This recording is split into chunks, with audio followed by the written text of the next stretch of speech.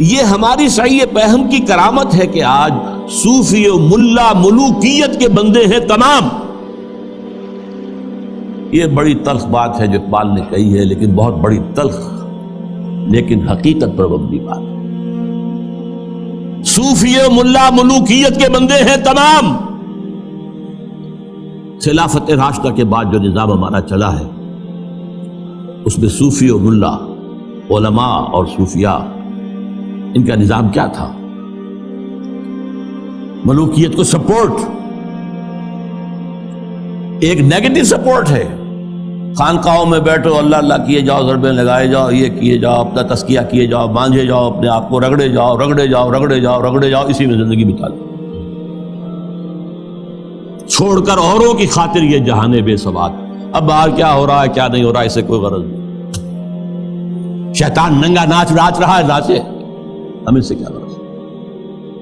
ہمارے پاس تو آئے ہیں اتنے طالب ہیں، اتنے وہ سالک ہیں، وہ فلاں سالک آج اس مقام پر پہنچ گیا ہے، آج یہ مقامات، یہ سالک مقامات میں کھو گیا اور یہ امت خرافات میں کھو گئی. یہ سارا معاملہ جو ہے، اور ملا کا معاملہ کیا ہے؟ دو طرف سے. ملا نے سب سے پہلے، ہمارے فقہا نے متغلب کی حکومت کو جائز قرار دیا. یعنی اگر کوئی شخص اپنی قوت کے بل پر آ کر حکومت پر قبضہ کر لے تو جائز، اور حکمران کے خلاف کوئی بغاوت نہیں کر سکتے جب تک کہ وہ تمہیں کفر کا حکم نہ دے. کفر کا کائے کو حکم دے گا؟ وہ اپنے عیش بنائے گا، اپنے محل بنائے گا، اپنی رنگ رلیاں کرے گا، اپنے آپ کو کفر کا حکم دینے کی ضرورت کیا ہے؟ یہ تصور ہے جو سنی اسلام کے اندر اس کی رگوں میں چلا گیا اور اس نے سن کر دیا اسلام. استثناء اگر ہے تو شیعہ اسلام، وہ تسلیم نہیں کرتے، چاہے کھڑے نہ ہو، مقابلہ نہ کرے، تسلیم نہیں کرتے، ذہناً ریکنسائل نہیں کرتے، نفرت کرتے. یہی ان کی پوری تاریخ کے اندر ہے. لیکن ہمارے ہاں کیا ہے؟ شیخ الاسلام بن کر بیٹھے ہوئے. استاد نے، امام ابو حنیفہ نے تعاون گوارا نہیں کیا اس ملوکیت کے ساتھ. عہدے کی پیشکش کی گئی، قاضی القضات ہو جاؤ گے تم، تمہارا فتویٰ جو ہوگا وہی قانون بن جائے گا. نہیں، ہرگز نہیں. جیل کاٹی، مارے کھائیں. شاگرد نے قاضی ابو یوسف عہدہ قبول کر کے تعاون شروع کر دیا. استاد نے کہا تھا مزارعت حرام، جس کی زمینیں خود کاشت کرے. شاگرد صاحب نے کچھ تھوڑی سی شرطیں لگا کے مزارعت جائز. کیوں؟ ملوکیت کے پاؤں ہوتے ہیں جاگیردار. وہ جیسے کنسلا ایک ہم کہتے ہیں، ایک جانور ہوتا ہے جس کے بہت پاؤں ہوتے ہیں، سینٹی پیڈ اور اس طرح پاؤں، ایسے ہی جاگیرداری کے پاؤں ہوتے ہیں. یہ 30 ہزاری منصبدار ہے، یہ 20 ہزاری منصبدار ہے، یہ 10 ہزاری ہے، یہ 5 ہزاری ہے. ان پاؤں پر ملوکیت کھڑی ہوتی ہے. یورپ میں کیا تھا؟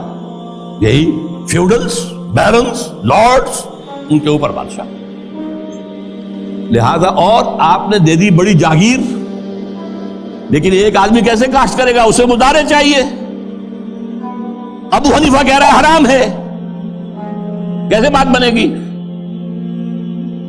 لیکن نہیں، جواز ہے. یہ شرطیں لگا لو، جواز ہے.